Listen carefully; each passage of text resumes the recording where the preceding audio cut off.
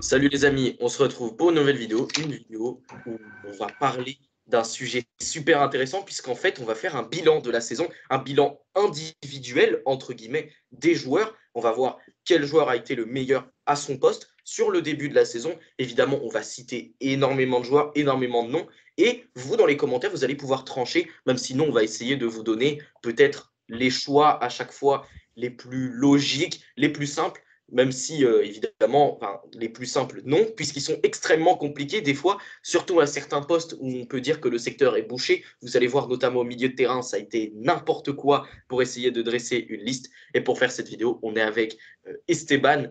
Donc voilà, merci d'être là pour cette vidéo. Je suis super content de te recevoir. Et là, grâce à toi, on a pu établir une grande liste. Tu m'as bien aidé justement à trouver ces joueurs. On va pouvoir débattre dans cette vidéo pour savoir qui on met. Donc, salut Esteban, comment vas-tu? Salut, salut. Bah écoute, très très bien, ça va très bien. C'est vrai que c'est un exercice qui est pas simple, mais on a quand même réussi à dresser un 11. Donc on va en parler durant cette vidéo. Je vais te laisser l'introduire.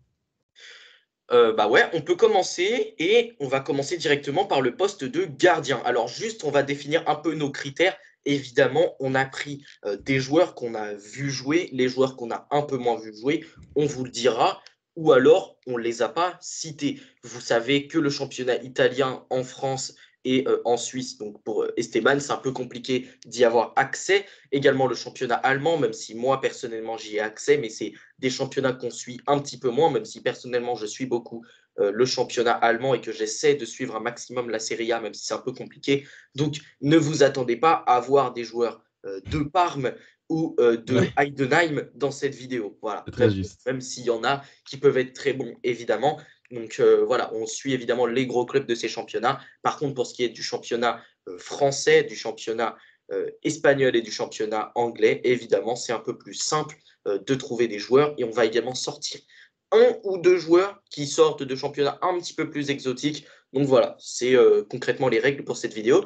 Et du coup, on va commencer par le poste de gardien où on a pris en compte tous les championnats et la Ligue des Champions, évidemment, puisque c'est la compétition un peu reine en Europe. Et donc pour les gardiens, on avait quatre noms qui pour nous se sont démarqués. On avait Jan Oblak, Yann Sommer, Martinez, donc Emiliano, et Lucas Chevalier. Ouais, clairement, pour moi, c'est les quatre principaux. Même si, franchement, on va être honnête, il n'y en a pas non plus un qui sort du lot de manière outrageuse. Je sais pas, j'ai pas l'impression qu'il y en a un qui surdomine les autres. Franchement, je trouve que plusieurs choix peuvent s'entendre. Chevalier, déjà, qui fait un top début de saison. En Ligue des Champions, il fait des choses exceptionnelles contre le Real Madrid, notamment à domicile, mais également en Ligue 1. Franchement, Chevalier, c'est peut-être mon choix prioritaire. Après, tu as quand même des autres très très bons gardiens. Martinez, c'est un des meilleurs gardiens au monde. Deux fois de suite, je crois, décerné meilleur gardien au monde, le trophée Lev Yashin, etc. Tu as Sommer qui est très bon en Serie A, qui est sur voilà, une défense de fer, qui prend très très peu de buts. Ça fait déjà deux, trois saisons qu'il est très très bon. Tu peux citer Oblak, moi que je trouve pas si mal en Liga, même en Ligue des Champions, il a notamment fait des belles perfs face au PSG, face au Real, face au Barça, il a été très bon. Donc voilà, je pense que c'est un peu les quatre principaux. Je sais pas, toi, qui est-ce qu'on a choisi définitivement? Je crois que c'est Chevalier quand même. Bah, on reste sur Chevalier. Nous, c'était ce qu'on avait choisi, même si en vrai, il faut prendre aussi le contexte. Mhm. Chevalier, c'est un gardien qui fait énormément d'arrêts et qui est très sollicité. Yann Sommer, par exemple, il l'est un peu moins. Forcément, il est dans une équipe qui, Ouais. certes, joue en transition, mais il ne faut pas oublier qu'en Serie A, c'est quand même le champion en titre. Et donc, ils ont la possession de balle et ils surdominent leurs adversaires dans la grande majorité des temps. Yann Sommer, c'est un gardien qui se retrouve moins exposé que Lucas Chevalier. Mais pour autant, il est obligé de sortir les parades quand on a besoin de lui. Et en l'occurrence, Yann Sommer le fait. Donc, il est moins exposé, mais il est tout autant décisif qu'un Lucas Chevalier. Donc, ça aussi, c'est des critères à prendre en compte. On a Yann Oblak également qui permet justement de faire ces fameux braquages de l'Atlético depuis maintenant des années, et qui revient à un très haut niveau, même s'il y a des moments où c'était un peu plus compliqué pour lui. Là, il revient franchement à un niveau plus que satisfaisant. Et Martinez, élu deux fois meilleur gardien, il est excellent avec Aston Villa, que ce soit en Première Ligue ou en Ligue des Champions cette année. D'ailleurs, vous avez remarqué, c'est que des gardiens qui jouent la Ligue des Champions, comme quoi c'est vraiment un critère super important. Mais je pense qu'on peut citer Chevalier déjà parce qu'il est super impressionnant dans toutes les compétitions dans lesquelles il joue et surtout parce que je pense que c'est actuellement le meilleur en Europe. Mhm. Non, non, clairement, je suis d'accord avec toi. J'ai regardé les statistiques en Ligue des Champions, là, je les ai devant moi. Ah, c'est un des gars qui a fait le plus d'arrêts, qui concède également le plus de tirs. Donc, ouais, franchement, c'est assez logique pour moi de mettre Chevalier dans cette liste. Même si peut-être intrinsèquement, en termes de gardien, moi, je mets peut-être Martinez au-dessus. Mais tu as raison voilà, de souligner le contexte est également plus compliqué à Lille, dans une équipe de moindre envergure. Donc voilà, voilà, moi je le mets quand même pour le féliciter. Et voilà, on sait que c'est un gardien français, donc pourquoi pas le voir prochainement en EDF de manière, voilà, pourquoi pas titulaire. Mais voilà, et pourquoi pas également dans un plus grand club l'été prochain, pourquoi pas. Donc ouais, Peut-être au Paris Saint-Germain, par exemple, c'est un si joueur c'est un gardien. qu'on suit, et c'est un joueur qui est franchement très très bon cette saison encore. Ok, donc on va passer sur le poste de latéral droit maintenant. Et on avait noté trois noms qui pour nous se sont vraiment distingués du lot. C'est vraiment une saison un peu de latéraux finalement. Il y a des latéraux de très très haut niveau depuis le début de la saison. Et du coup on en a trois. On a Trent Alexander-Arnold, Achraf Hakimi et Koundé. Et on voulait les mettre dans cet ordre-là, c'est-à-dire que pour nous, Trent, c'est peut-être le meilleur depuis le début de la saison. Il est absolument excellent avec Liverpool. Offensivement, toujours une qualité de pied absolument magistrale, de frappe, de passe, de centre. Il sait absolument tout faire.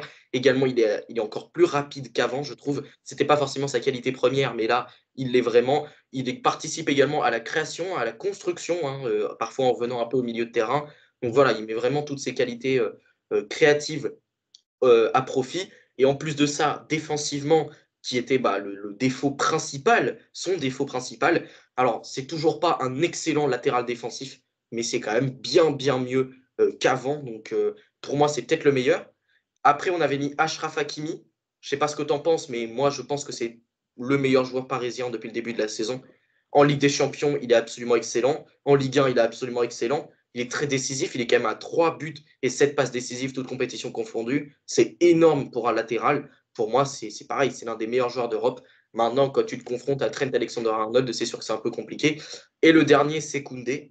Donc, ça, c'est un joueur évidemment que tu connais très très bien vu que tu es fan du Barça. Et Mhm. Koundé, bon, bah, on le met parce que défensivement, pour le coup, c'est peut-être le meilleur des trois. Ouais. Défensivement, il est extrêmement solide. Offensivement, il apporte de plus en plus. Il a, je crois, quelques passes décisives. Il a également des buts. Ouais. Donc voilà. Mais récemment, forcément, le Barça, en termes de forme, ça a un peu décliné. Et je trouve que Koundé, avec ce Barça, a un peu décliné aussi. Non, clairement, je suis d'accord avec toi. Ouais, c'est vrai que Koundé, il est déjà à 6 passes D cette saison, donc c'est quand même pas mal. Grosse progression offensivement. Après, c'est vrai que voilà, il a un petit peu décliné, notamment avec la perte de Lamine Yamal. Ouais, moins de cohésion, etc. offensivement. Défensivement, c'est peut-être le plus solide, je suis d'accord. Après, ouais, pour moi, ça se joue plutôt entre Hakimi et Alexander-Arnold. Franchement, je peux entendre les deux. C'est vrai que Hakimi, franchement, c'est un des meilleurs latérales droits au monde, hein. Ça, c'est plus un souci. Top 3 facile. Peut-être même top 1, je sais pas, ça peut débattre. Alexander-Arnold, bah, il est quand même dans une équipe qui marche beaucoup mieux en championnat respectif, mais également en Ligue des Champions. Donc ouais, c'est compliqué de le mettre deuxième. Mais c'est vrai qu'Hakimi, dans l'importance par rapport à son équipe, c'est quasiment le meilleur joueur offensivement, le meilleur joueur au milieu de terrain. Voilà, il est franchement monstrueux. Donc ouais, mais franchement, ouais, Alexander-Arnold pour moi un poil devant, même si ça se joue à rien. Et puis dans l'importance pour l'équipe, peut-être Hakimi est encore au-dessus. Je suis d'accord. C'est vrai que Hakimi porte presque le Mm. Paris Et Saint-Germain puis à on a lui vu par tout rapport à seul. ça, on a vu que notamment Trent Alexander-Arnold des fois était sur le banc, il y a une certaine rotation, alors que Hakimi, franchement, si tu le perds, si tu venais à le voir blessé, ah là c'est quasiment terminé pour le PSG. Donc par rapport à ça Là, également, ça peut. si tu perds c'est- Hakimi sur blessure, les ambitions du Paris Saint-Germain changent drastiquement pour la fin de la saison.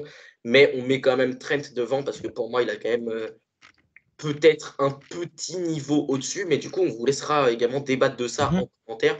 Mais du coup, on part Ça peut sur se débattre, hein, ouais. Ouais. Ocage Chevalier et à droite Trent Alexander-Arnold. Mais n'oublions pas Hakimi et Koundé qui sont évidemment des joueurs de grande qualité. Mhm. En défense centrale, là, on a relevé beaucoup de noms, parce qu'en vrai, il y a beaucoup de joueurs très performants. Ouais. Mais pareil, encore une fois, c'est compliqué d'avoir des noms qui se dégagent, même si on en a un qui est pour nous absolument indiscutable, c'est Virgil van Dijk, qui est excellent depuis le début de la saison. Vraiment, Il est revenu à son prime, hein, on peut le dire. Hein. Il est absolument excellent. Toujours aussi rapide, toujours aussi bon dans l'anticipation, physiquement toujours aussi fort, très bon dans les tacles, que ce soit debout ou en glissant.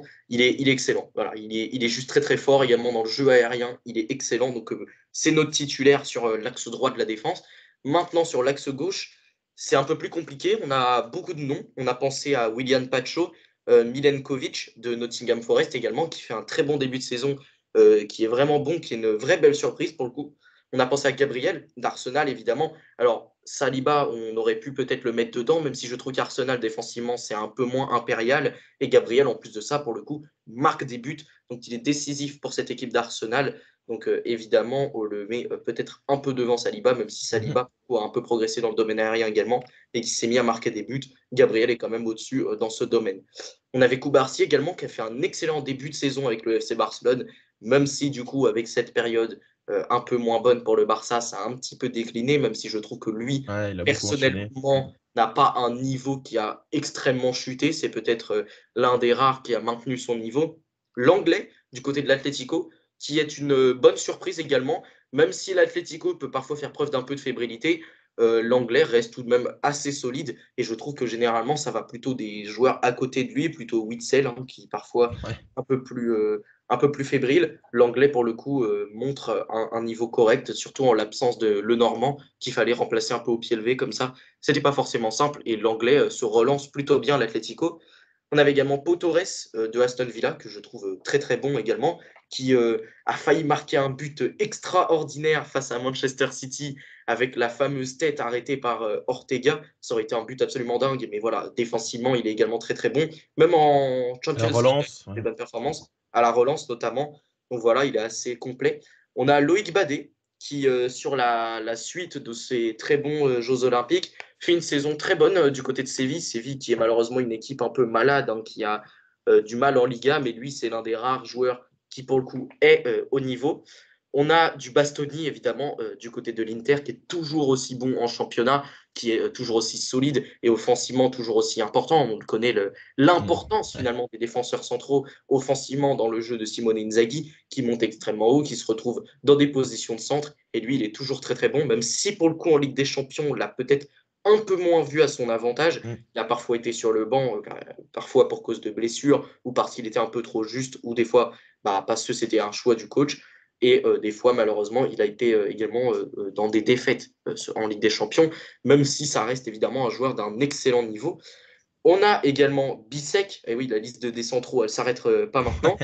On a Bissek qui fait un très bon début de saison également du côté de l'Inter, qui est une bonne surprise, qui lui aussi est très très bon, hein, dans la même lignée que Bastoni, très solide défensivement, à la relance plutôt intéressant également. Et Mhm. offensivement, peut-être qu'il pourrait apporter un peu plus, mais ce n'est pas forcément son rôle. Hein. On sait très bien que du côté de l'Inter, les centraux montent, mais pas toujours. Hein. Il faut évidemment un central qui est capable de verrouiller un peu l'axe, et lui, il est capable de le faire. Et on a deux, il nous en reste deux. Dinouche Sen, qui fait un excellent début de saison du côté de Bournemouth, qui marque également des buts, qui est très bon à la relance, mais également défensivement, hein, grâce à sa grande taille dans le domaine aérien. Il est très propre pour le coup. Dinouche Sen, c'est pas un gars qui va tacler comme un boucher. Il est extrêmement propre, hein, un peu à l'école catalane, hein, finalement. Mhm. C'est pas un espagnol slash hollandais pour rien. Il est très, très bon techniquement et très très propre, mais ça ne veut pas dire qu'il est mauvais. Hein. Franchement, il fait un excellent début de saison. Et si le Paris Saint-Germain et d'autres grands clubs étaient sur lui, Mm. finalement, c'est qu'il y a une très bonne raison. Et on a évidemment Martinez, du coup, du côté du FC Barcelone, qui a fait un très très bon début de saison à la Ouais. relance, défensivement également. À la relance, pourquoi je parle de la relance? Parce qu'il a quand même été auteur de quelques passes décisives face au Real Madrid également dans le piège du hors-jeu. Il a été Ouais, absolument incroyable. excellent. Avec Koubarsi, la charnière centrale a été énorme. Donc, on retient Martinez, évidemment. Et toi, si tu devais faire un choix, tu prendrais qui là, dans ces joueurs? On a gardé Virgil van Dijk, mais C'est vrai qu'on a un gros pool de joueurs. Moi, c'est vrai que ma sensibilité est, franchement, je pense être légèrement objectif quand même sur ce coup-là. Pour moi, c'est quand même Inigo Martinez. Alors, peut-être que c'est pas intrinsèquement le joueur le plus, voilà, le plus clinquant, le plus bling-bling, etc.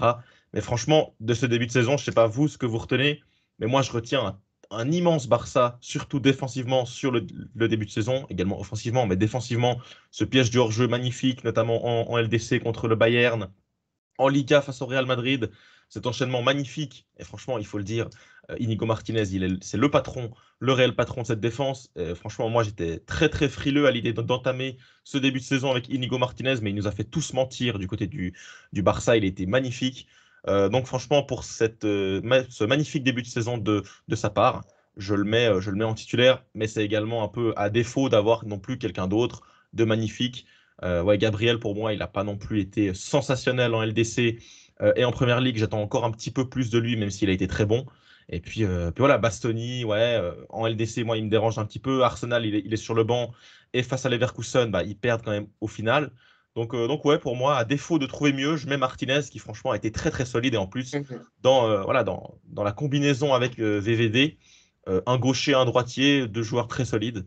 Voilà, je les mets ensemble en défense. Je suis d'accord. Et puis, si tu reprends même d'autres noms, Bissek, c'est un très jeune joueur, Houssen également. Alors, ce sont des très jeunes joueurs, mais évidemment, ils doivent encore progresser. Donc, c'est pour ça qu'on ne les met pas, même Ouais, puis si, évidemment, ils méritent totalement leur mention honorable. ils ont aussi moins de grosses images face à des énormes clubs en LDC, tu vois. Par Des exemple, grosses références, je suis voilà. d'accord. Tu vois, quand tu vois Martinez face au Real dans un Classico à l'extérieur, face au Bayern Munich, voilà, franchement, c'est des éléments très très importants de ce début de saison.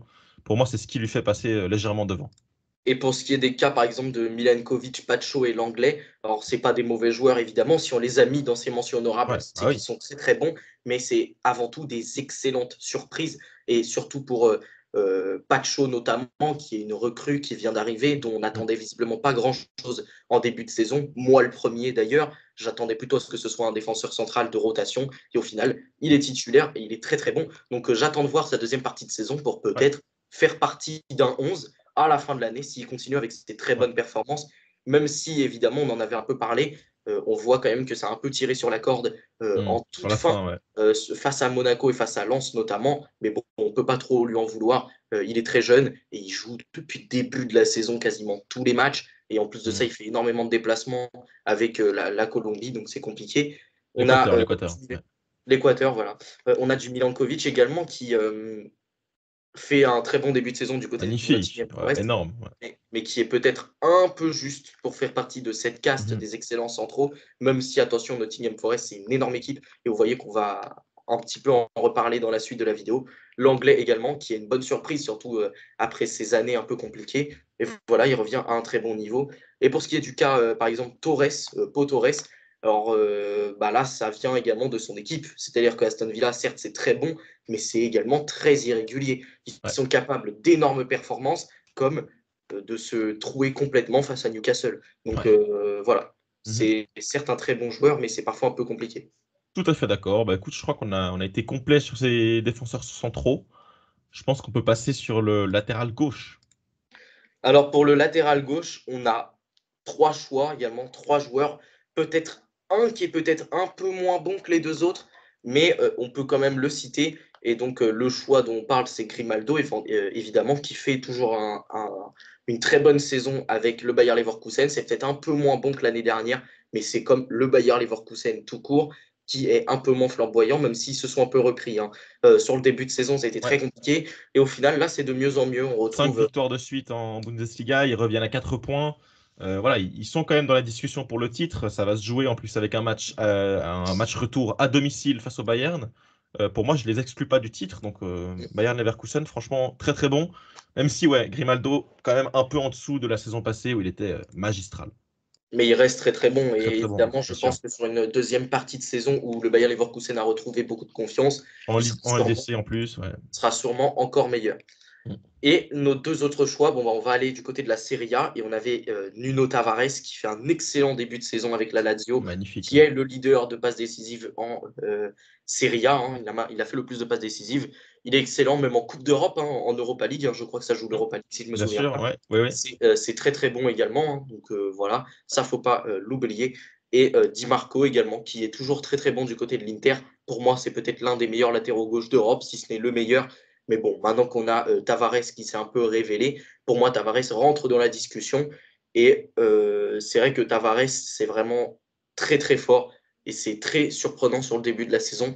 Du coup, on voulait le récompenser au départ, mais c'est vrai que maintenant, quand on pense à du Di Marco, c'est toujours d'un excellent niveau. Et quand on se rappelle, par exemple, du but qui est absolument fantastique qu'il a marqué, par exemple, face à l'équipe de France, Ouais. où il fait preuve de toute sa qualité, bah c'est forcément, il rentre dans la discussion. Non, clairement, je suis d'accord avec toi. Di Marco ou Nuno Tavares pour son explosion, pour voilà, le fait qu'on s'y attendait pas du tout, ça peut s'entendre. Peut-être du Théo. Théo, pour moi, il a moins été régulier, mais il a quand même des fulgurances assez exceptionnelles.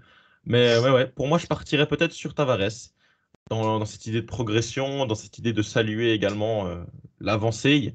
Je me dis que voilà, cet Inter, pour moi, il est encore un peu bridé en LDC. Donc je vais souligner Tavares, même si Di Marco, c'est très très fort, bien sûr. Tu as parlé de Théo, c'est très très juste, hein, malheureusement très irrégulier avec le En Milan, donc plus, il a eu son petit souci extra-sportif, donc exactement avec des soucis extrasportifs, donc c'est un peu compliqué. On aurait pu penser à Baldé du Barça, hein, qui est plutôt bon, même si malheureusement défensivement c'est toujours un peu compliqué pour ce joueur. On ah, voit énormément. j'en Ouais, attends ouais, encore plus de Baldé pour le on en mettre, attend mais encore oui, plus, hein, même si offensivement c'est très bon, ça pourrait être encore meilleur. Donc voilà, il a une grande marge de progression. Après, il est encore très bien jeune. sûr, bien sûr. C'est pas voilà, c'est pas du tout un problème. Et on avait pensé à Mendes. Alors Mendes, c'est surtout pour sa très bonne forme du moment, parce qu'il faut dire que depuis qu'il est revenu, il n'est pas forcément sensationnel, mais là, il est de plus en plus utilisé par Luis Enrique, il est de plus en plus débridé, et c'est vrai qu'offensivement, il est excellent. Il est auteur de 3 ou 4 passes décisives, un truc comme ça. Donc voilà, c'est de mieux en mieux pour Mendes. Il a également fait il nous a également offert ce but, hein, face à Gérone. Alors, c'est pas lui qui l'a marqué, mais c'est un but contre son Tout camp de comme. Casablanca qui est clairement provoqué par lui. Et qu'on voit aujourd'hui le problème de points du Paris Saint-Germain en Ligue des Champions, évidemment que c'est extrêmement important quand on y repense. Donc voilà, Mendes, même si ça n'a pas toujours été excellent, on peut quand même le citer. Pour moi, ça me semble être intéressant et correct de le citer, même si c'est clairement pas le meilleur cette saison. Ouais, non, je suis d'accord avec toi, il revient très bien sur la dynamique. Pourquoi pas une très très bonne deuxième partie de saison pour lui. Donc voilà. Maintenant, au milieu de terrain, et là, c'est là qu'il y a eu des gros Mhm. débats, parce qu'en fait, il y a énormément de joueurs de très très haut niveau au milieu de terrain, et on va commencer par les citer, et on vous donnera nos choix après, parce qu'en vrai, ça peut peut-être encore bouger dans cette vidéo. Ouais. Alors, on a Gravenberch, Pedri, McAllister, Enzo Fernandez, Marc Casado, Caicedo de Chelsea, João Neves du Paris Saint-Germain, Ederson de l'Atalanta, Kimmich, Tijani Reinders, Amadou Onana et Granit Xhaka. La liste est dingue, hein. Je sais pas si tu peux nous en dire un mot, mais la La trouve liste est colossale. absolument dingue, hein. Franchement, on dirait que j'ai appelé les Avengers. Là, Ouais, c'est absolument dingue. Il n'y a que des joueurs de très très haut ouais. niveau. Et alors, donc, on va vous expliquer. On part sur un double pivot, puisque sur ce poste de numéro 10, on a également des énormes masterclass à mettre. Mais voilà, au milieu de terrain, il faut dire que et de toute façon, il y a beaucoup d'équipes Ouais. aujourd'hui qui jouent en double pivot. On Mhm. peut par exemple penser à Liverpool, au Bayern, au Barça, qui Ouais. aujourd'hui surdomine un peu dans beaucoup de domaines. Le Barça qui a surdominé la Liga avec ce système, même si maintenant ça s'est un peu calmé. Liverpool qui est en tête du championnat, le Barça qui est en tête du championnat avec des 4-2-3-1. Chelsea également, hein, qui joue dans ce système. Mhm, Donc mhm. voilà, il y a beaucoup d'équipes qui jouent comme ça, donc on est parti sur ça parce que on avait besoin de place. Et il y a des noms qui vont peut-être un peu faire grincer des dents par leur absence. Je pense notamment à du Vitinha, par exemple. Mais Vitinha, il faut dire que c'est un peu moins bon, hein, cette saison, il faut dire les termes. Ouais. J'adore le joueur, mais il est un peu moins bon en ce moment. Au Real, il n'y avait aucun joueur à citer, hein, je suis désolé. Valverde, On non, a- c'est pas sa meilleure saison, clairement pas. Chouameni, bon, bah, voilà, c'est catastrophique. Modric, c'est très moyen, assez irrégulier. Kamavinga, Camavinga, il il a joue du mal à jamais. enchaîner, ouais. Donc voilà. Et du côté de l'Atlético, bon, bah, Gallagher, il ressort pas du lot pour moi, c'est pas suffisant. Barrios, c'est bon, c'est plutôt bon, mais c'est pas du même niveau que les autres. Coquet, c'est la même chose. Pour moi, du côté de l'Atlético, c'est ça. Et du côté du championnat italien, bon, vous avez remarqué qu'on a cité que Tijani Reinders, parce que par exemple, du côté de l'Inter, bon, on sait qu'ils sont toujours très bons, mais c'est pas forcément les joueurs qui se démarquent le plus depuis le début de la Ouais. saison. Ce milieu de terrain de l'Inter est toujours aussi bon, mais pour moi, c'est peut-être pas les joueurs à absolument citer en premier quand on parle des meilleurs joueurs, même si évidemment, Barella Et Çalhanoğlu, par exemple, pourrait clairement faire partie de cette liste. Ouais, non, clairement, je suis d'accord avec toi. Est-ce que j'y vais avec mes deux titulaires au poste dans ce double pivot? Si tu veux, tu peux donner tes deux titulaires, mais bon, je crois qu'on va s'écharper un peu parce qu'il y a quand même d'excellents joueurs. Il y a d'excellents joueurs, mais moi, je suis obligé de mentionner pour moi les deux équipes qui m'ont le plus emballé sur ce début de saison, qui sont le Liverpool d'Arne Slot, bien sûr, et le Barça de Hansi Flick sur le début de saison. C'est pourquoi je vais mettre Gravenberch et Pedri dans ce double pivot. Pedri en plus qui joue dans un double pivot, Gravenberch également. J'aurais pu peut-être mettre Casado, mais pour moi, Casado dans les matchs importants, il a quand même fait un petit peu d'erreurs, des erreurs dernièrement. Pour moi, Pedri, c'est ce magicien qui pense être. Il est complètement dingue. Je sais pas si c'est vous le match face à l'Atlético Madrid, mais le gars, c'est un magicien au milieu de terrain. Franchement, pour moi, il n'y a personne qui s'assied à sa table actuellement. Donc, Pedri, pour moi, c'est indiscutable. Et Gravenberch, franchement, pour l'ascension, pour la place qu'il a pris dans cette équipe, c'était un joueur voilà, qui passait un peu d'un club à un autre. Il a fait beaucoup de clubs. Il a fait le Bayern, il a fait Liverpool. On se disait, est-ce que c'est pas peut-être un flop, quelqu'un qu'on a vu trop haut? Et là, avec Arne Slot, son compatriote néerlandais, il est en train de faire une saison magnifique. Donc, j'ai envie de le mettre en avant lui aussi. Même si, voilà, tu l'as dit, Enzo Fernandez, McAllister, Casado qui ont été très très bons. Donc, il a fallu faire un choix. Le choix a été fait de mon côté. Ouais, je sais que toi, tu préfères Gravenberch et Pedri, hein, ça s'entend. Gravenberch, je le trouve excellent, hein. Défensivement, déjà, Mm, physiquement, il renvoie quelque chose, il est très puissant, mais bien sûr. défensivement, voilà, c'est vraiment une pieuvre, hein. Il est capable de gratter des ballons de manière, franchement, enfin, il est juste excellent, hein, dans ce domaine. Et pour le coup, McAllister, c'est un peu le joueur qui va créer le jeu par la passe. Et Gravenberch, c'est quelqu'un qui, par ses courses, notamment balle au pied, tout ça, il est capable de se retourner. J'ai l'impression qu'il a un peu de la colle dans les pieds. Voilà, il est vraiment très très bon dans ce domaine, hein, pour pouvoir faire des courses. Et c'est d'ailleurs pour ça qu'on trouve ce milieu de terrain de Liverpool extrêmement complémentaire. On peut également parler de McAllister, hein, du coup, qui est excellent. Pedri, Bien évidemment, sûr. magicien, hein, toujours aussi bon, ça ne bouge pas. Et Enzo Fernandez, par exemple, à la création, qui est absolument excellent. Il est énorme également, Enzo Fernandez. Mm. C'était un joueur qui était un peu perdu, hein, du côté de Chelsea. Et d'ailleurs, son début de saison n'est pas sensationnel. Mais Chelsea a trouvé une bonne Osmose, dynamique et ouais. depuis, il est excellent. Caicedo également, qui fait un très très gros début de saison. Je sais que toi, tu préfères Gravenberch et que tu n'es pas si Ouais. fan que ça de Caicedo. Mais Bah, Caicedo, c'est surtout que quand même. Caicedo, il n'a pas non plus été tout le temps au milieu de terrain. Il a beaucoup joué latéral, un peu latéral intérieur. Et franchement, moi, je mets quand même d'autres joueurs au-dessus de lui. Après, si tu me dis de faire un top 10, un top 5, je le mets dedans. Mais Caicedo, ouais, dans c'est quand même un, du très très haut niveau sur le début dans de la un saison. top 2, moi, je mets quand même mes deux joueurs devant. Ouais, c'est vrai, mais après, pour le coup, je pense que Caicedo a un peu ce rôle à la Gravenberch finalement. C'est-à-dire que Enzo, c'est vraiment le gars plus bas qui va aiguiller le jeu, et Ouais. tu as Caicedo qui va faire un peu tout le travail défensif. Et dans ce domaine-là, Bien il est sûr. absolument excellent, tout en Ouais. gardant une qualité balle au pied qui est franchement correcte. Quand on pense aujourd'hui à un Chouamini qui balle au pied ne sait quasiment rien Ouais. faire, c'est dur. Et pour le coup, la comparaison fait très très mal. Et même si les transferts étaient extrêmement chers, on comprend peut-être un peu mieux pourquoi Mm. ces deux joueurs ont été pris. On pourrait également parler de Roméo Lavia, hein, qui rentre dans la concurrence, qui est excellent. Peut-être un peu moins que les deux autres, mais pour moi, ça reste également un joueur de très très haut niveau. Tu as parlé de Casado, qui est excellent depuis le début de la saison avec le Barça, même si évidemment, bah là, c'est un peu plus compliqué. Il est un peu moins bon et un peu moins régulier. Et franchement, Après, j'ai bon, envie c'est de quand te même dire, normal, quoi. C'est sa c'est première un peu saison, quoi. normal vu qu'il n'est quasiment pas en concurrence puisqu'il n'y a absolument plus personne au milieu de terrain. Il y a beaucoup de blessés. Première Diaz saison en peine à pro. revenir. Fermin Lopez joue plus haut sur le terrain normalement. Frankie de Jong peine à revenir. Donc en fait, il s'est imposé titulaire. Même s'il Incroyable. est moins bon, il reste meilleur et surtout en meilleure forme Mm. physique que les trois quarts des joueurs de cette équipe du FC Barcelone. On peut également citer Joao Neves qui fait Ouais. un énorme début de saison par la passe. Notamment, on a vu quand même 6 passes décisives en Ligue 1. C'est le meilleur passeur de Ligue 1, je crois. Il est absolument excellent. Mais également défensivement, gros travail. Au pressing, il est excellent. Offensivement comme défensivement, il est absolument partout. On l'a même trouvé le petit surnom Joyau Neves. Et ça se Mm. comprend. Peut-être pas meilleur que les deux autres, mais ça reste un méga crack. Et je pense que lui, c'est un vrai talent générationnel. Ouais, Ederson clairement. de l'Atalanta, lui, c'est pareil, c'est une belle surprise. C'est un joueur qui a une progression très linéaire, c'est-à-dire qu'il part du Torino. Et maintenant, il est à l'Atalanta, il est excellent avec l'Atalanta. Il avait fait déjà une très bonne saison l'année dernière. Et là, il passe encore un niveau au-dessus. très très bon défensivement, mais également offensivement. Il est capable de participer à la construction du jeu de cet Atalanta grâce à une bonne qualité technique. C'est pas juste une sentinelle bête et méchante, c'est un joueur qui est très très bon défensivement, ça c'est sûr, et c'est là d'ailleurs qu'il brille dans la majorité des cas.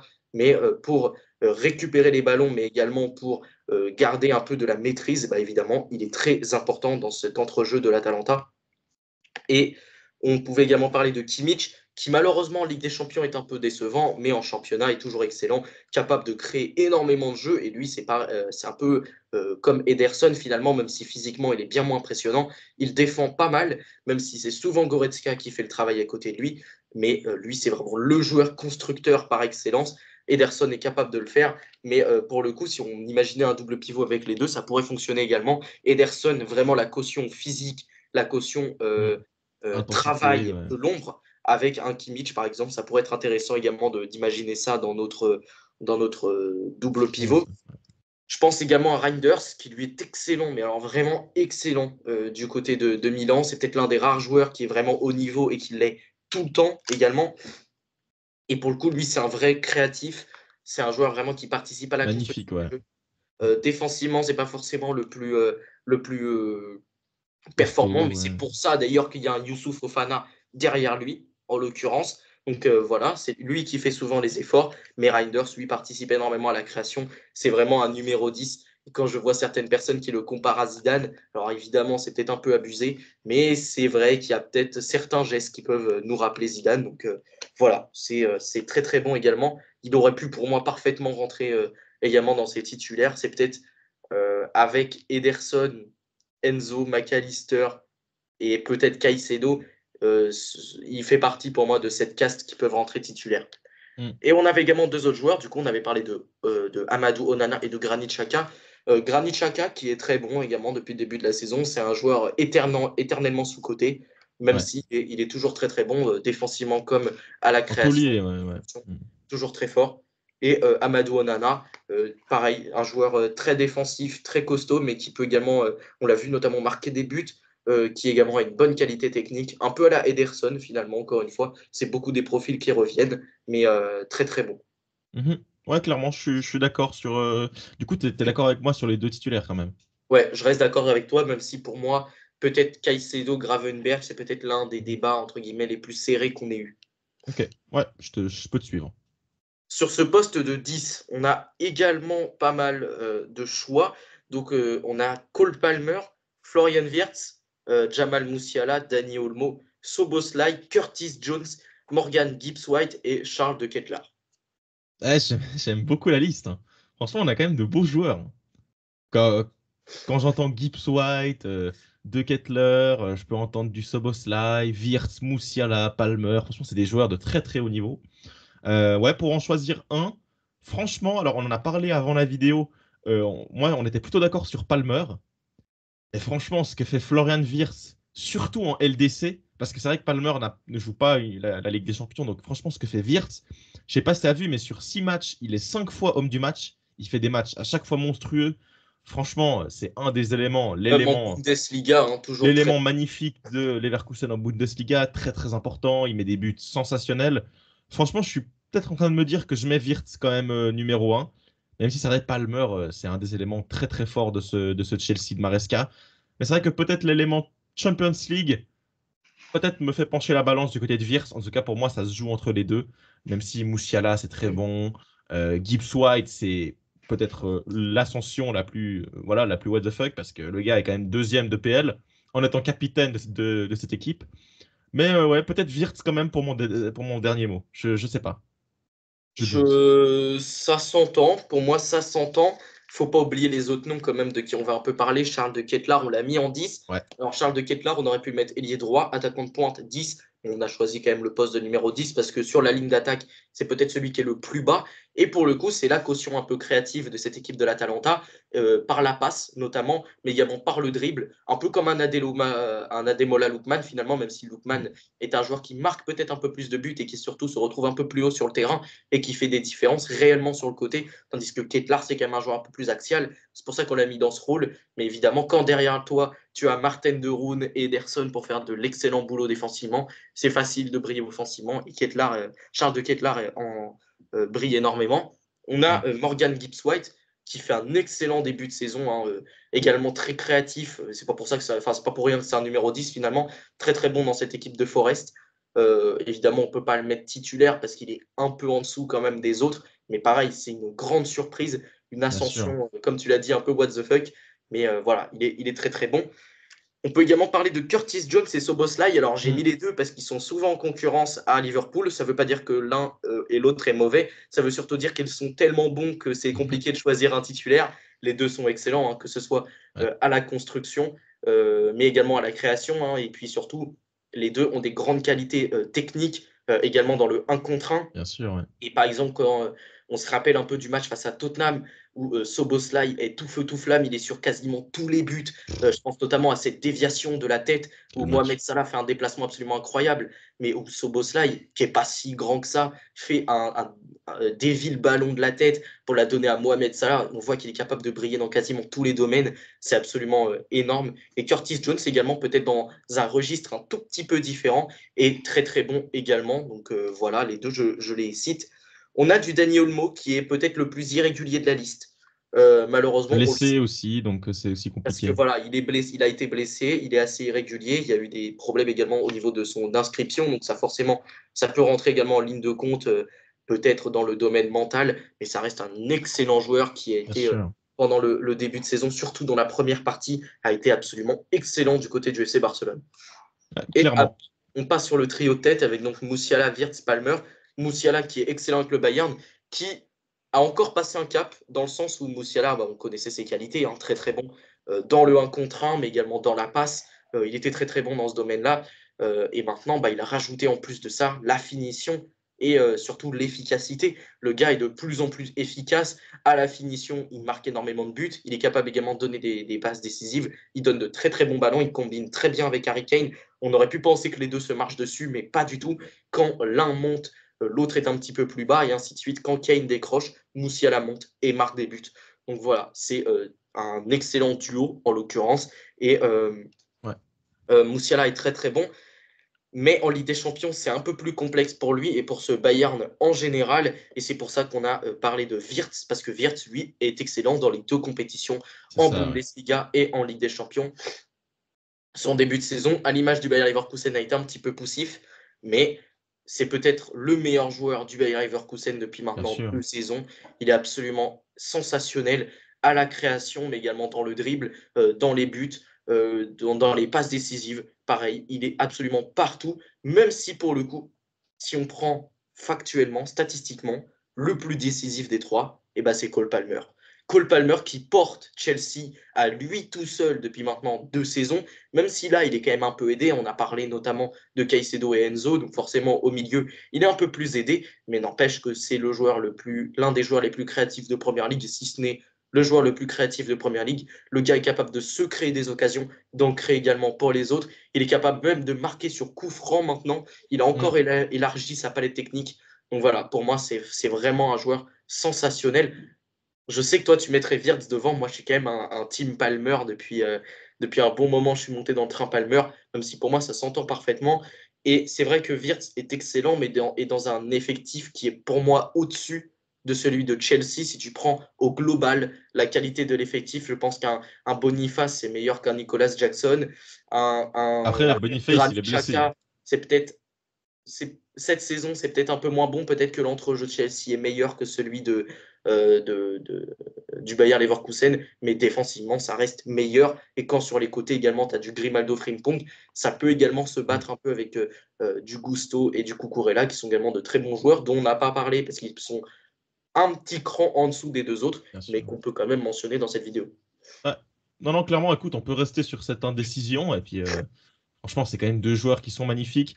Moi, c'est vrai que la Ligue des Champions, le fait que Leverkusen figure très très bien en LDC, me fait quand même pencher la balance du côté de, de Wirtz, même si Palmer, c'est un joueur exceptionnel, bien sûr, ça, je ne remets pas en cause. Ouais, on est bien d'accord. C'est une espèce d'indécision que vous allez devoir Bien trancher sûr, dans les commentaires. Maintenant, sur le côté droit, bon bah, vous vous doutez bien qu'on a un choix prédominant, même si on va quand même en citer d'autres qui font également bien sûr. de bons débuts de saison. Donc évidemment, notre choix, c'est Mohamed Salah, hein, sans trop de suspense, tout simplement extraordinaire. Et je pense qu'il est sur une saison Ballon d'Or, hein, tout simplement. Le gars, il suffit de quelques trophées, hein, et ça y est, le Ballon d'Or serait pour lui. Je Déjà pense 20 buts cette saison, c'est je assez pense que dingue, hein. vu le niveau, il suffirait même juste d'une première ligue et d'un beau parcours en LDC pour prendre le ballon d'or, vu comment il est sensationnel. Il marque énormément de buts, il délivre énormément de passes décisives. Mm. Peut-être un peu moins dribbleur que les années précédentes, mais dans la profondeur, c'est le joueur pour moi le plus menaçant de la saison. Dans la profondeur, avec l'ailier gauche, Ouais, évidemment. Mais il faut dire que de toute façon, que ce soit le Barça, donc on ira chercher du côté du Barça, mais également du côté de Liverpool, c'est peut-être les deux équipes bien qui sûr. utilisent le mieux la profondeur. Donc forcément, pour moi, ça fait partie, notre ailier droit, donc Mohamed Salah, et notre ailier gauche font partie des deux joueurs les plus dangereux de profondeur, tout simplement. Et Mohamed Salah exploite énormément la profondeur. Et on en a également parlé avec du Szoboszlai, avec des joueurs d'une grande qualité technique. Et en plus de ça, il est servi. Donc voilà. Moi, c'est un joueur qui, pour le coup, c'est peut-être plus muet en un joueur extrêmement rapide qui exploite très bien les espaces, plus qu'un Après, dribbleur, même si évidemment, il est toujours capable de le faire et de repiquer dans l'axe comme il le fait pour marquer des énormes enroulés ou alors pour distribuer de très très bons centres. ouais, toi, tu parles beaucoup de la profondeur. Franchement, cette saison, moi, il me surprend plus par rapport à sa capacité technique et même mentale d'être un peu plus un meneur de jeu Oui. que réellement. Parce que voilà, Mais Mossala, il y a eu il est souvent. capable de tout faire, mais ce que je veux dire, Bien c'est que sûr, quand il marque bien ou sûr. quand il donne des passes décisives, c'est plutôt dans cette position-là. Même si dans les passes décisives, on Ah, se il a souvient 16 passes D, notamment quoi. du centre absolument splendide qu'il a donné à Cody Ouais, Gakpo face à Manchester City, où évidemment là, il est dingue. plutôt en meneur de jeu, mais c'est vrai qu'en fait, il est capable de tout faire.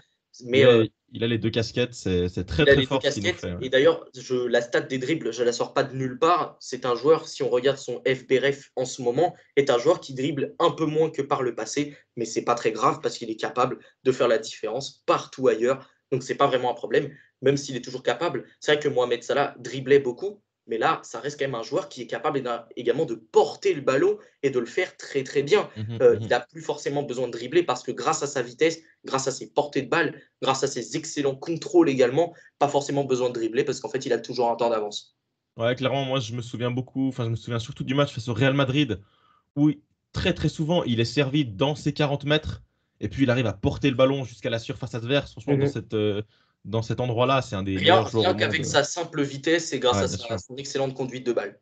Ouais, clairement. Bah, pour moi, clairement, numéro un, même si voilà, le numéro 2 est aussi exceptionnel. Peut-être c'est le numéro 2 le plus close, l'un des meilleurs numéros 2 dans cette liste. Pour moi, c'est quand même Lamine Yamal, qui franchement fait un début de saison à l'image de son Euro, à l'image des espérances, même peut-être au-dessus. Franchement, il fait des matchs monstrueux, des passes des folles, des extérieurs du pied, en veux-tu, en voilà. Il a été très bon face au Real Madrid. Voilà, franchement, magnifique, magnifique. Peut-être un peu moins scoreur, mais dans cette animation du Barça, c'est peut-être un des joueurs les plus importants de ce Barça. On a vu un Barça avec lui et un Barça sans lui très en difficulté. Pour moi, c'est un des joueurs, alors peut-être pas top 3 favori Ballon d'Or, mais c'est un des joueurs qui, si il fait une fin de saison très très bonne, pourquoi pas LDC championnat, c'est un des joueurs qui se positionne pour un Ballon d'Or, pourquoi pas. Donc voilà, très très bon début de saison.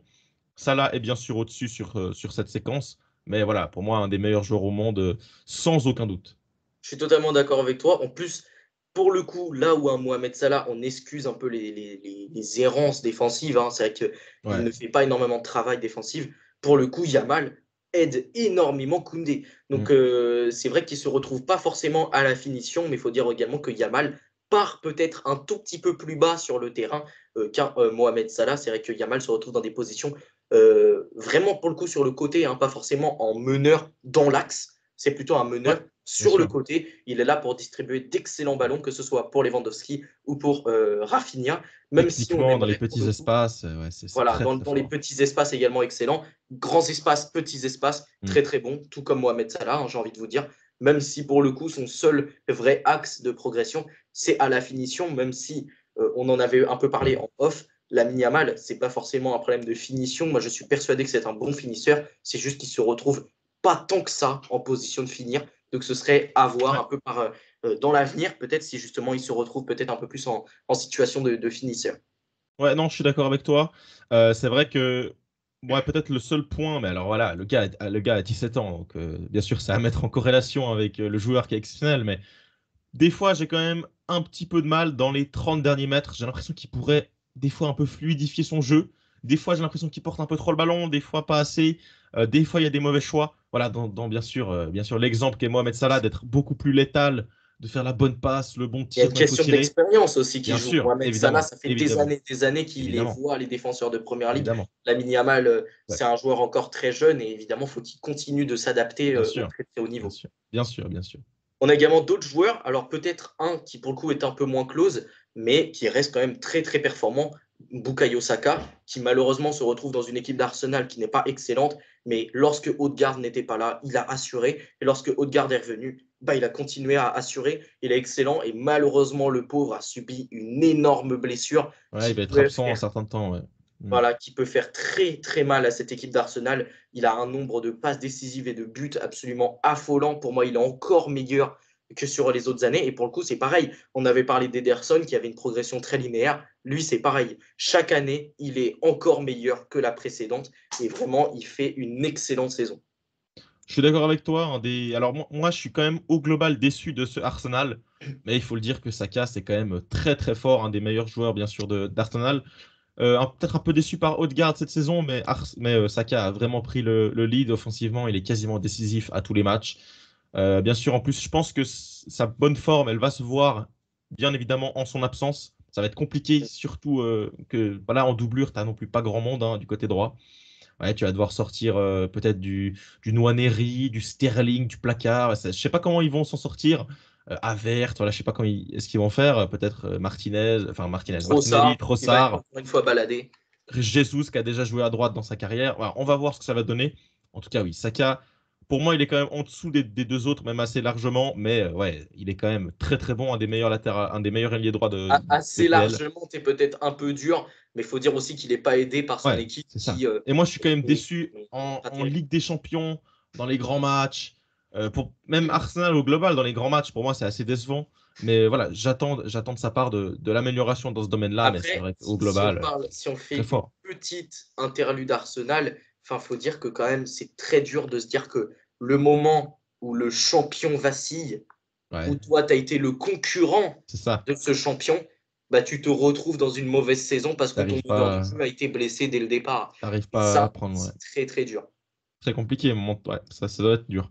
Est-ce qu'on a un quatrième joueur à droite ou on peut passer à autre On chose? en a trois autres. Ouais, On a cité, alors on a Mohamed Kudus qui est c'est très vrai. très bon à West Ham. West Ham est dans une saison absolument catastrophique. Avec Lopetegui, ça ne prend vraiment pas. Mais Kudus, Paqueta, bon Paqueta on n'en a pas parlé, mais c'est pareil, c'est un joueur de très très haut niveau. Mais les deux, ils n'ont rien à faire là-bas. Ils n'ont Mm. rien à faire à West Ham. Ils sont d'un niveau tellement supérieur. Et je peux penser également à d'autres joueurs. On peut penser je sais pas, un Todibo, même si cette saison, il n'est pas excellent. Mais en vrai, il aurait pu signer pour mieux.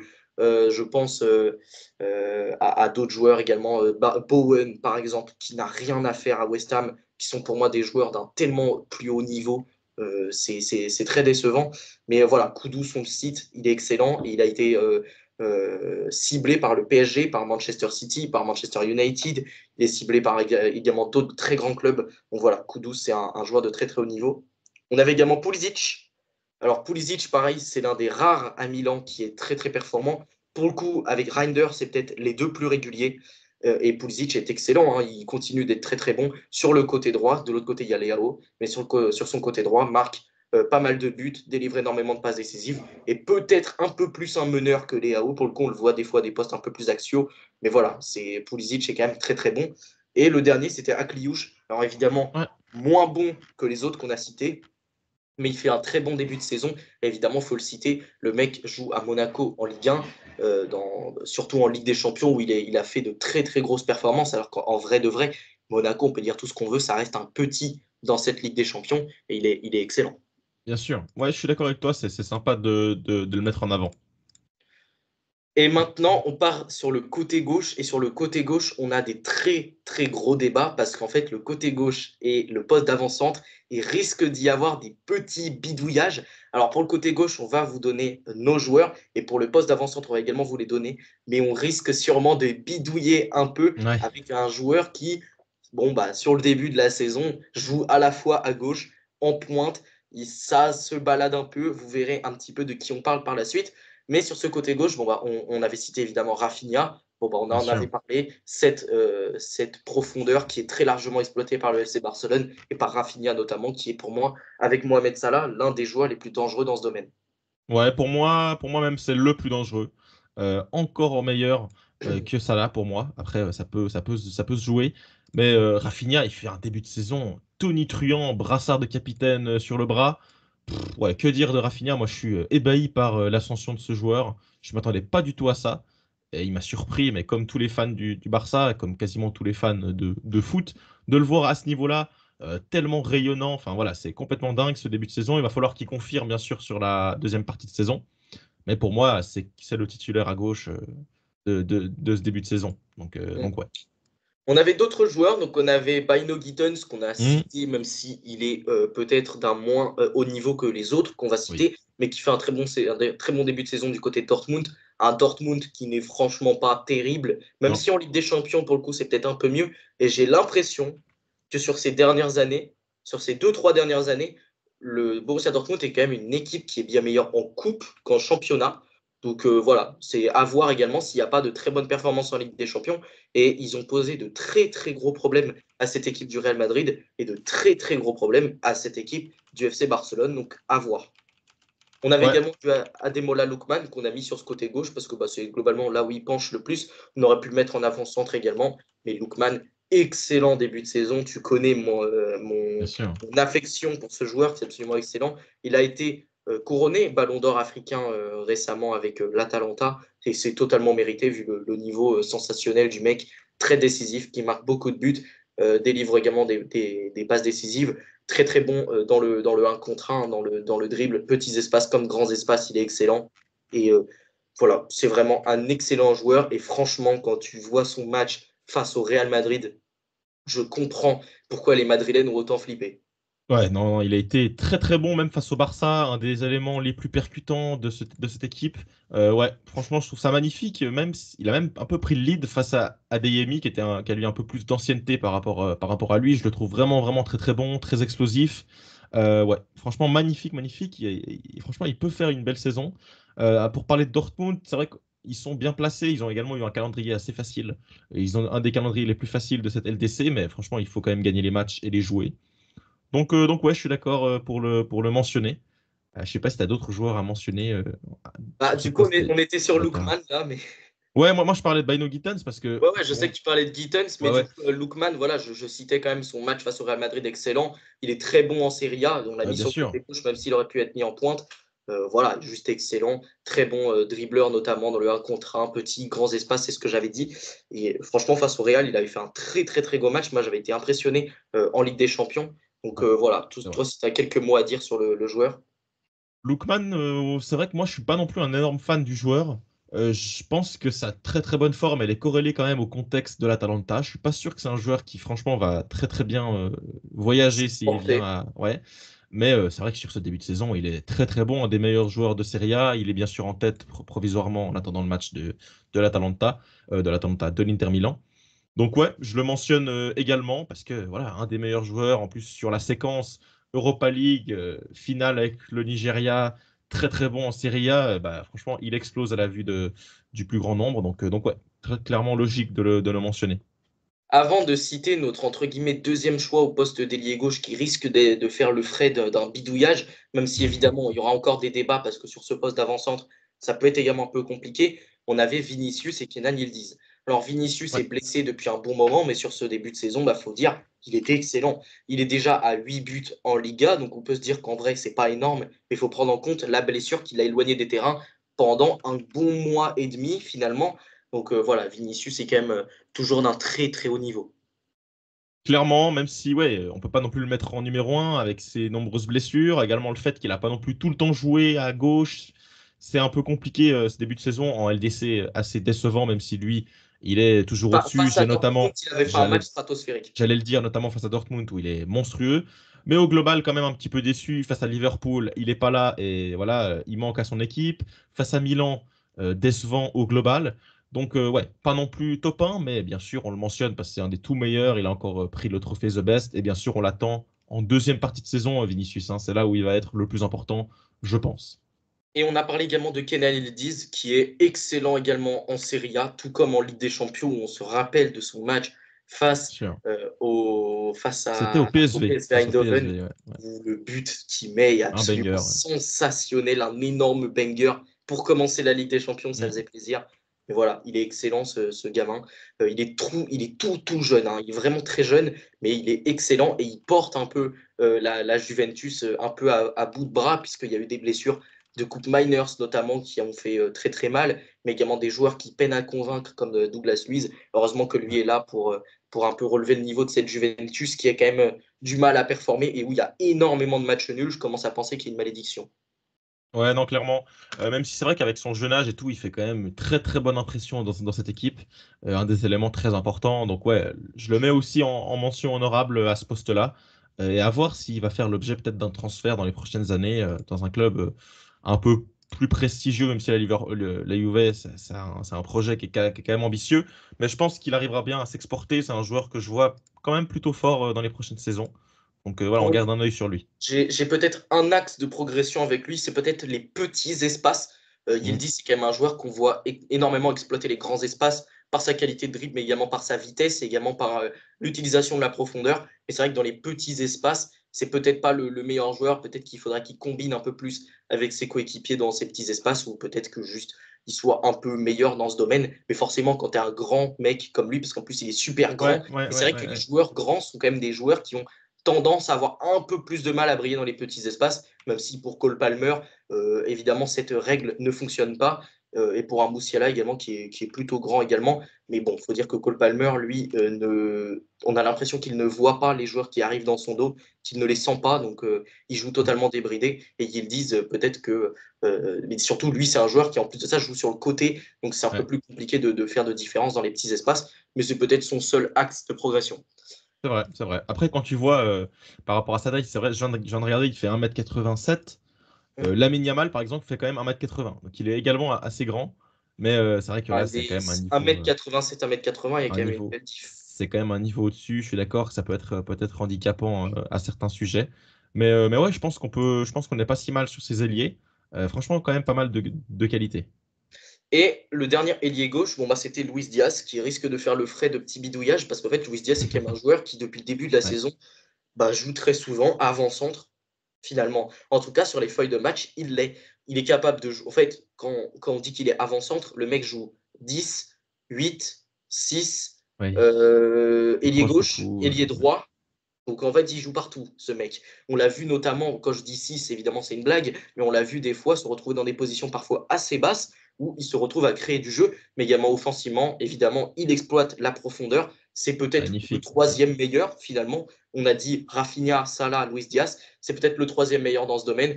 Excellent dribbleur également et très très bon également dans le pressing. On l'a vu notamment se battre sur pas mal de ballons. Il est excellent dans énormément de domaines. Et Luis Diaz, en plus de ça, marque des buts, fait Ouais. des passes décisives. Il est extrêmement décisif et je pense que si sa valeur marchande monte à une centaine de millions d'euros pour l'été prochain, ça ne m'étonnerait pas. Ouais, clairement d'accord. Je le mets également au poste de numéro 9 parce que ouais, sur les derniers matchs, il est quand même à ce poste-là. Nunez est quand même bien descendu dans la hiérarchie. Il est quasiment plus titulaire. Donc ouais, Luis Diaz, magnifique début de saison à l'image de Liverpool, à l'image des très très bonnes séquences de certains joueurs. On a parlé de beaucoup d'entre eux. Luis Diaz, bien sûr, en fait partie. Donc ouais, très surpris. Quand même, dans sa qualité de finition, il est quand même beaucoup plus impactant que ces dernières saisons. C'était plus un ailier un peu feu follet, etc. Là, franchement, face au but, il a développé un réel sang-froid. Donc, ouais, franchement, très très belle progression. Je suis assez surpris. J'attends de voir également en fin de saison parce que voilà, il faut quand même aller chercher des titres. Est-ce que en poste de numéro 9, c'est peut-être pas un petit peu léger quand tu vas arriver dans des matchs un peu plus importants? Je sais pas. En tout cas, pour l'instant, c'est très solide. Et puis voilà, 5-0 face à West Ham, c'est quand même très très fort. Où il fait une Luis performance Diaz. Ah ouais, extraordinaire. ouais, ouais. Donc, Il met un but monstrueux, donc très très fort. Et bien sûr, un des joueurs les plus en forme de ce début de saison, incontestablement. Magnifique. du coup, on voulait le mettre à ce poste d'avant-centre et on risque de le mettre, même si on Mm. a quand même d'autres joueurs à citer qui sont excellents à ce Ouais. poste. Ouais. Donc, on a du Antoine Griezmann, qui est pour moi le meilleur joueur de l'Atlético depuis le début de la saison, sans vraiment conteste, en vrai. Ouais, très bon. Bien sûr, Peut-être ça peut se peut-être un jouer avec. Nahuel Molina également qu'on n'a pas cité, qu'on aurait pu mettre à ce poste de latéral droit, qui aurait mérité également, même si pour moi c'est quand même un niveau en dessous encore une fois des deux autres. Pour moi, Griezmann c'est quand même excellent, très Bien sûr, ouais. créatif. Ouais. Pour le coup, là on le voit vraiment à un poste de 10. Il se retrouve peut-être un peu moins à la finition, même s'il est toujours capable de le faire. Il est quand même à 7 buts en Liga, dans une équipe qui finalement ne marque pas tant que ça. C'est souvent, comme on l'a dit, une équipe de braquage. Donc Mm. il marque très peu de buts finalement, mais lui marque, donne des ballons, crée, défend, il est partout, toujours aussi bon Antoine Griezmann. Et maintenant qu'il est concentré que sur l'Atlético, puisqu'il n'a plus l'équipe de France, je le trouve peut-être un peu plus libéré. C'est Alors vrai. c'est peut-être un peu moins impérial que sur que il y a 2 saisons à l'Atlético. Je me rappelle qu'il avait été absolument excellent. Mais voilà, ça reste toujours du très très bon Griezmann, donc on se devait de le citer. Bien sûr, On je a suis également d'accord. euh, Mm. du Lewandowski, même si toi, il peut parfois un peu t'énerver sur certains de ses ratés récemment, c'est quand même le Ah meilleur oui. buteur de Liga. On est obligé de Et le de citer, le LDC, mec hein. est à 16 buts. Et de Meilleur buteur, LDC en plus de ça. meilleur buteur au 16 buts en global, Liga, 7 buts en LDC, excellent. Lewandowski fait quand même un très gros début de saison, même bien si sûr. récemment c'est un peu plus compliqué. C'est vrai que si on regarde au global, bah, c'est quasiment le meilleur neuf pour moi. Donc très très bon début de saison, même si récemment, il m'a quand même fait hérisser mes poils sur certains matchs, hein, notamment l'Atlético. Voilà, beaucoup de matchs, Leganés, Las Palmas, où franchement il a du mal à marquer.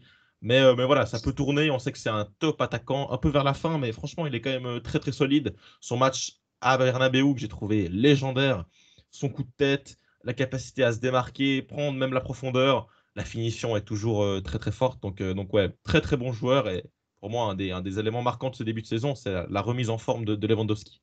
Et d'ailleurs, on pourrait parler d'un cas qu'on avait oublié de mentionner dans notre liste, Harry Kane. Mais en fait, j'ai compris pourquoi on a oublié de le mentionner. Ouais, bah ouais. Parce qu'en Bundesliga, c'est toujours très bon, Mm. mais en Ligue des Champions, c'est transparent. Il Ouais, est bah c'est ça, franchement hein. très moyen en Ligue des Champions. C'est souvent le problème d'Harry Kane. Ouais. Donc, on ne l'a pas cité et finalement, c'est plutôt logique. Mais au final, on a d'autres noms également très ronflants, on va dire. On a du Retegui, très très bon, encore une fois, du côté de l'Atalanta. Au final, on aura cité quand même beaucoup de joueurs de cette Ouais, équipe franchement. sans en mettre un titulaire. C'est un peu dommage, mais Même bon, Boulaye Dia de la Lazio, très bon. également. John Duran de Aston Villa. Chris Wood de Nottingham. Il y a quand même pas mal Voilà. de neufs. Après, ouais, c'est quand même Et un des cran en joueurs qui dessous. marquent énormément, en plus de ça, qui sont très prolifiques. On peut également parler de Thuram, qui est le co-meilleur buteur de Serie A Mm. avec Retegui, qui marque énormément de buts. Dans une saison où Lautaro Martinez est quand même bien moins en forme, Ouais, avoir un excellent c'est Marcus vrai. Thuram, ça fait plaisir. Donc voilà. On a également Gonzalo encore Ramos. du Gonzalo Gonzalo Ramos Ramos. à surveiller pour la deuxième partie de Ouais, je saison. suis d'accord. Il revient bien. Pour moi, ça peut être un des déclics de ce PSG. Il y a quand même des belles choses à aller chercher en deuxième partie de saison. Donc, Et je garde un justement, œil sur lui. pourquoi pas nous faire une trajectoire à la John Duran, commencer comme un excellent super sub et Mm. finir comme un Ouais, excellent titulaire. Donc pourquoi pas. On a parlé de John Duran qui est excellent mm, également. c'est sûr. J'ai commencé à parler de Marmouche qui est très très bon en Bundesliga pour ceux qui ne suivent pas trop Ouais. Et Francfort. Kitike, ouais, Ekitike également, même si on retient quand même Marmouche qui marque encore plus de buts, bien sûr. même si Ekitike est très important également dans cette équipe. Et on avait également Gio Queiroz, Ouais, qu'on aurait pu compter, qui est excellent avec le Sporting, mais évidemment dans un championnat d'un niveau bien plus faible. Et en Ligue des Champions, même s'il est excellent, ça reste des très grosses performances de la part de Gio Queiroz, mais on met peut-être Luis Diaz quand même devant. oui. Ouais, clairement. Écoute, pour moi, ça se joue entre Luis Diaz et Lewandowski. Ouais, voilà, ça dépend après de l'animation. Lewandowski, dernièrement, bah, tu le mets derrière. Voilà, sur le début de saison, il est franchement C'est magnifique, peut-être magnifique. le plus régulier finalement. Et Ouais, le ouais, ouais. meilleur en termes de niveau et d'aptitude pure, quoi. Bien sûr, bien sûr. Bah, écoute, ouais, il va falloir débattre en commentaire. Il y a plusieurs posts comme ça où il y a deux, trois choix. Il va falloir nous indiquer vos préférences. J'espère que vous allez pas trop nous insulter. Mais Non, je pense qu'on a oublié personne en vrai. C'est je vrai qu'on a pense qu'on plus a cité le oublié Real personne. Madrid. Mais après, le Real Madrid, ils font quand même un début de saison très très compliqué, quoi. On Et a cité Manchester City, hein, pareil, Manchester City. c'est C'est vrai normal qu'on a, qu'on n'en ait pas bah, cité. on a cité personne de City. Finalement, Donc, le meilleur joueur de City, on aurait presque pu le citer, bah, c'est Rodri finalement, hein, parce qu'encore une fois, il se ouais, démarque par son absence. c'est vrai. C'est vrai. Donc voilà, non mais arrêtons la blague là, mais Mm. concrètement, c'est vrai qu'il va y avoir des gros débats et espérons également que ces deux équipes-là se relèvent, même si le Real Madrid semble quand même sur une période bien meilleure que ce Manchester City. Ouais, Le Real Madrid, pour moi, c'est vraiment une équipe de deuxième partie de saison, bien donc on sûr. verra peut-être pour dresser un bilan. On a du Bellingham, du Mbappé également qui reviennent très très bien en ce moment, donc peut-être qu'ils pourraient faire partie en fin de saison d'un 11. On se Clairement. retrouvera d'ailleurs peut-être cette fois-ci sur ta chaîne, hein, pourquoi pas pour le Pourquoi futur. pas? Ça peut être une bonne idée, ouais. Bon bah les amis, la vidéo est terminée. J'espère qu'elle vous aura plu. Si c'est le cas, n'hésitez pas à liker la vidéo, à la commenter, du coup pour nous donner vos avis en commentaire. Et surtout, abonnez-vous à ma chaîne, à la chaîne d'Esteban. Je viens de passer les 1800 abonnés. Là, il faut que lui aussi les passe. Donc vous trouverez sa chaîne en description. Sur ce, salut les amis, à la prochaine. Ciao!